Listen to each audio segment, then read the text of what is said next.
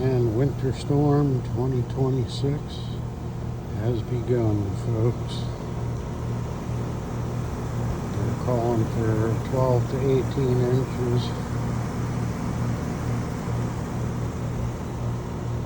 And it's looking pretty ugly so far.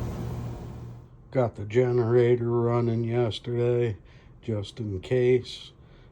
They're predicting all this is gonna change over tomorrow late in the afternoon to ice and freezing rain.